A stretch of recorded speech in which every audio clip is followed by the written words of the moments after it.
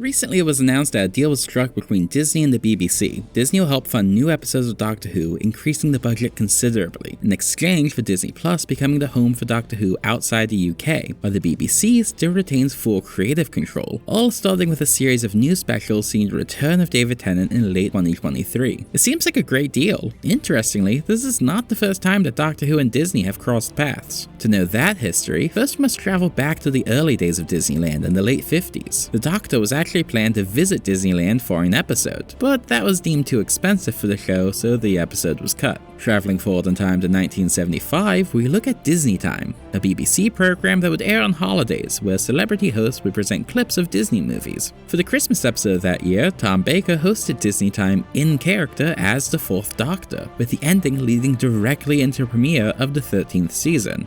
I was passing Mars this morning, and I suddenly remembered that this is my last real holiday of a very long time. And as I haven't seen Mickey Mouse since he did his first professional mouse job in 1928, I thought, I'll stop off in London to see him and his friends. And so here I am.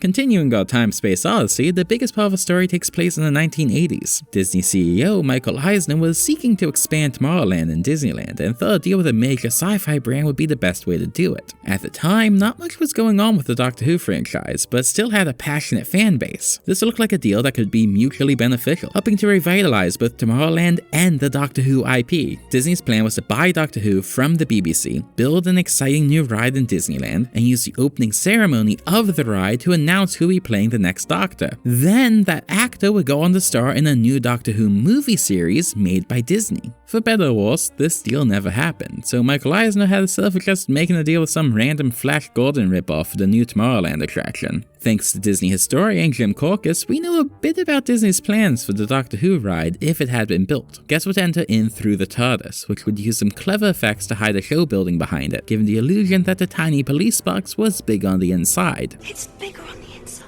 Is it? I've noticed.